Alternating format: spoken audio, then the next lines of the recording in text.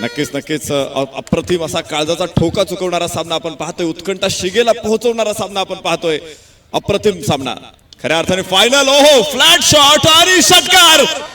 पंकज जाधव माटे set on fire, आग लावतोय, आगीचा आगडा पोहोचवतोय, षटकार. खतरनाक अजूनही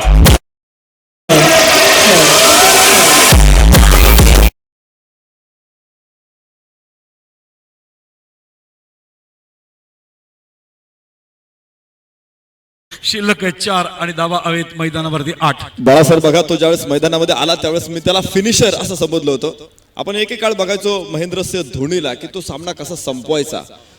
वर्ल्ड कप 2011चा सामना स्वतःने असा संपवला होता आणि आपल्याला एक 28 वर्षानंतर आपल्याला त्याने आनंदाची अनुभूती दिली होती.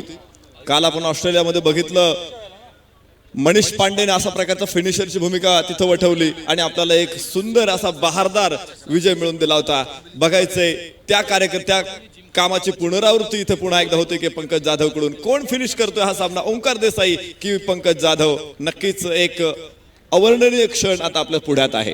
एक अत्यंत चांगला कार्यक्रम महाराष्ट्र नवनिर्माण सेना यांच्या मार्फत सादर करीत आहेत.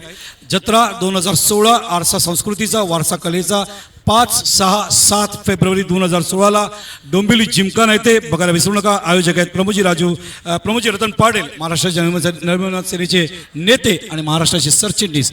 विसरू नका. हे आमच्या कॅमेरामॅनला विनंती करतो दाखवण्यासाठी जत्राचा कार्यक्रम बघू शकाल. गवत घालतोय आकाशाला, सामना उद्ध्वस्त करून टाकतोय की काय, सामन्याचं समीकरण बिघडवून टाकतोय हा षटकार. क्षणार्धात सामन्याचं वाटोळं करतोय.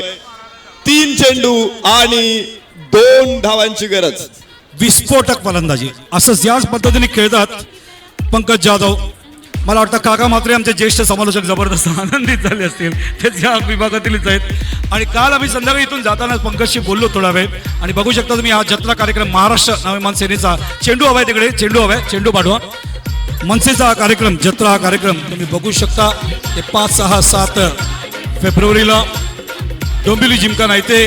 आयोजक आहेत प्रमोजी रतन पाटील, मनसेचे नेते आणि तसंच महाराष्ट्राचे सरचिटणीस. त्यांच्या माध्यमातून तुम्ही बघू शकता दादांचंही आगमन झालंय.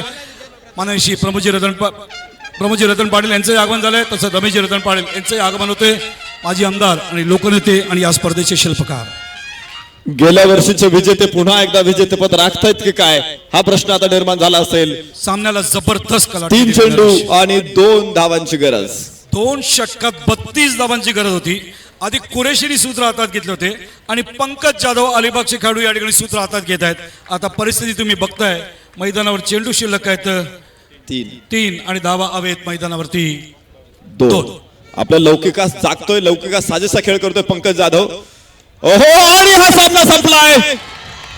पहिल्या क्रमांकावरती सिकंदर ठरलेत. श्रेयस 11 लागोपाठचे 3 षटकार, षटकारांची हॅट्रिक. श्रेयस 11 विजेते.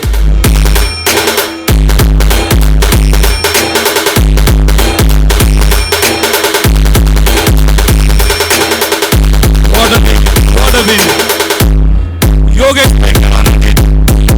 कृष्णा सातपुते.